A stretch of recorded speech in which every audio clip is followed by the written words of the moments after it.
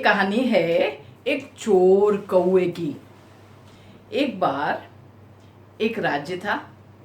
वहाँ पर जो राजा था उसे बर्ड से बहुत प्यार था। अपने घर में बर्ड्स के छोटे छोटे से हाउसेस बना रखे थे। उन घरों में ढेर सारे बर्ड्स रहते।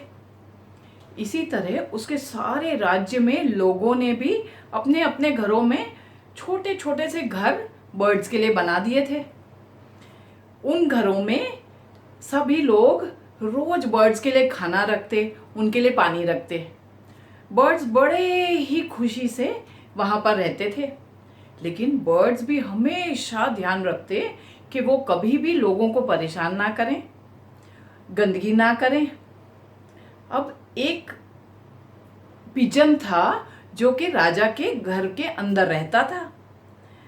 बहुत प्यार से ध्यान से राजा उसका ध्यान रखते और रोज उसे प्यारा प्यारा अच्छा बढ़िया खाने को मिलता।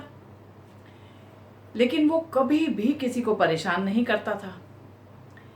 एक दिन वहां पर एक बड़ा ही गंदा विकेट क्रो आया।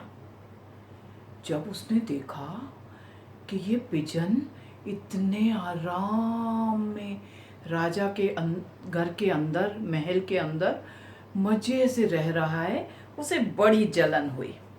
उसने सोचा कि मैं अगर इस पिजन का काम तमाम कर दूं तो मैं राजा का फेवरेट हो जाऊंगा और राजा के महल में मैं रहने लगूंगा। अब जहां जहां पिजन उड़ता, गुटरगू गुटरगू गुटरगू, वो काला क्रो उसी के पीछे उड़ता जाता। काव काव काव। पिजन रोज उसे देखता, लेकिन उसे समझ नहीं आता कि ये मेरे पीछे पीछे क्यों घूमता रहता है।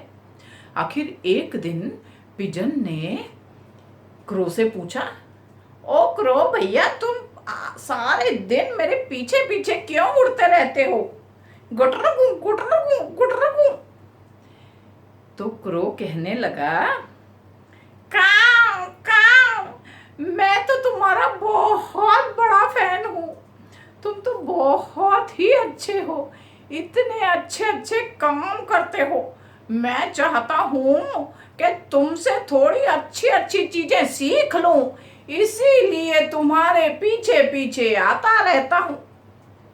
पिजन बोला, गुटरगू गुटरगू गुटरगू, अगर ऐसी ही बात है तो थोड़े दिन मेरे घर चले चलो, मेरे साथ आराम से राजमहल में रहना। अब तो क्रो को मजा आ गया, बड़ा ही खुश हो गया। जब पिजन उसे अपने घर ले गया तो उसे अपने घर की खिड़की में से राजमहल का किचन दिख रहा था। वहाँ बड़े ही टेस्टी टेस्टी पकवान पक रहे थे। जब क्रो ने वो सब खाना देखा, उसके तो मुंह में जबरदस्त पानी आने लगा और उसे बड़ा ही लालच आने लगा कि किसी तरह मैं अगर यहाँ रह जाऊं तो मेरे तो मजे हो जाएंगे, कहीं भी दाना चुगने जाने की जरूरत नहीं पड़ेगी। सारे दिन बैठे बैठे चुपचाप अंदर से चोरी कर गए और खाता रहूंगा और इतना सा खाना किसी को पता भी नहीं चलेगा। काव काव। अब अगले दिन जब कबूतर सुबह सुबह बाहर जाने लगा तो क्रो बोला, आज मेरी तबीयत कुछ ठीक नहीं लग रही। काव काव, मैं ऐसा करता हूँ, थोड़ी देर आराम कर लेता हूँ, बाद में बाहर जाऊंगा। कबूतर बोला, ठीक है, तुम ध्यान रखना अपना।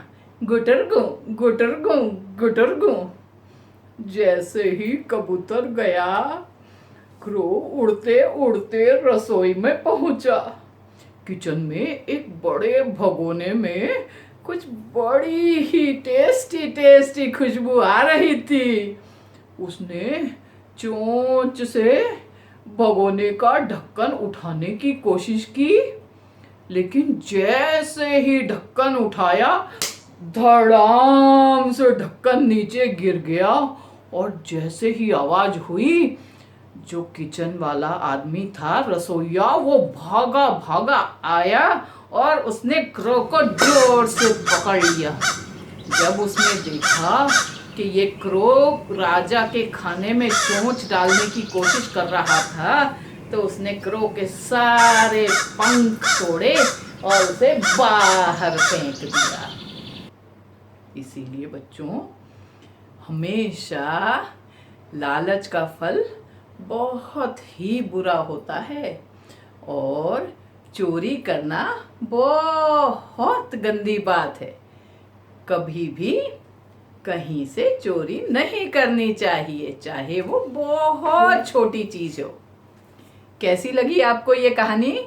अगर आपको ये कहानी पसंद आई तो इसे लाइक, शेयर और सब्सक्राइब जरूर कीजिएगा।